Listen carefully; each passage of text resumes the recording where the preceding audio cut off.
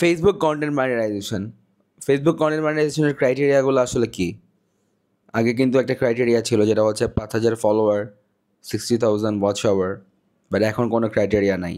আমার একটা Facebook page আছে, যে ফেসবুক পেজের ফলোয়ার হচ্ছে 14,200 এবং কারেন্টলি এটাতে মান্থলি বেসিসে এখন 1 মিলিয়ন ভিউজ পাচ্ছে, কিন্তু আমার কিন্তু কোনো কন্টেন্ট মনিটাইজেশন নাই।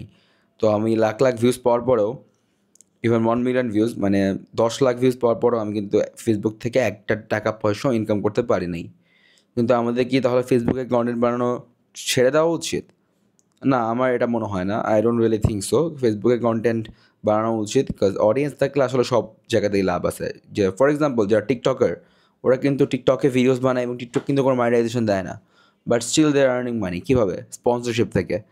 তো অডিয়েন্স থাকলে সব জায়গাতে লাভ আছে। আর ফেসবুক মনিটাইজেশন দিতে এখন ডিলে করছে, বাট হোপফুলি কোনো না কোনো সময় দিয়ে দিবে। আমিও হয়তো বা কোনো না কোনো টাইম পাবো, সো ডিপ্রেসড হওয়া যাবে না। এর চেয়ে আমরা ফেসবুক অডিয়েন্স বেসকে কাজে লাগিয়ে কোনো কিছু সেল করা ট্রাই করতে পারি, যেমন কারেন্টলি আমি আইএলস কোর্স ব্যাচে ট্রাই করতেছি।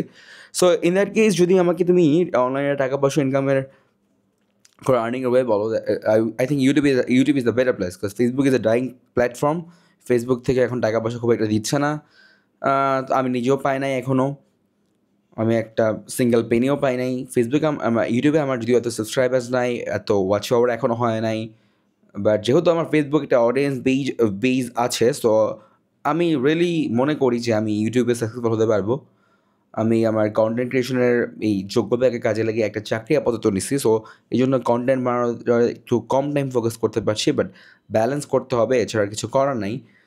ফেসবুকে যদি আমি আমার পেজে মনিটাইজেশন পাই, তাহলে হয়তো আমি তাকে বলতে পারবো যে কী কী প্রসেস ফলো করলে তুমি মনিটাইজেশনটা পাবা। বাট কারেন্টলি ফেসবুকের এই ইস্যুটা আসলে সবার সাথেই হচ্ছে।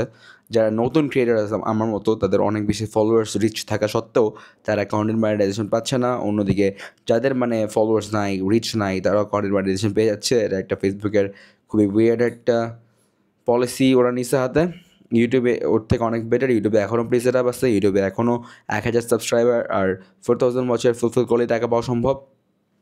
যদিও আমি শুনছি 1 মিলিয়নে ইউটিউব মাত্র এখন 30-40 হাজার টাকা দেয়, সো যেটা খুব একটা আহামরি না। But then again I am saying যে স্পন্সরশিপ থেকে মেনলি টাকাগুলো আসে। আর কোর্স ব্যাচে বা তোমার যদি যে কোনো প্রোডাক্টস থাকে, বিজনেস থাকে, সেক্ষেত্রে তো তোমার এইসবের দরকার নেই, মনিটাইজেশনের দরকার নেই। সো আমার জন্য সবাই দোয়া করবে যেন আমার আইএলস কোর্সটা সাকসেসফুল হয়। আমার আইএলস কোর্সে চাইলে তুমি জয়েন করতে পারো, আমি পিন কমেন্টে লিঙ্ক দিয়ে দিব। Apart from that my life is going pretty well. আমি যেহেতু একটা ইনকাম সোর্স মোটামুটি দাঁড় করায় ফেলছে, সো আমি অনেক রিলিফড। যদিও আমার ক্লাসের টাইমের সাথে এটা যদি মানে প্রপারলি না মেলে, তখন আমার জন্য টাফ হয়ে যায়। লাভ লাইফ নাই, রিলিজিয়ন লাইফ ভালোই যাচ্ছে, একটু পরে আইএলসের ক্লাসটা আবার নিতে হবে। সো এইসব নিয়ে ওভারঅল মিলে ভালোই কাটতেছে দিন। তো ভালো থাকো, আল্লাহ হাফেজ।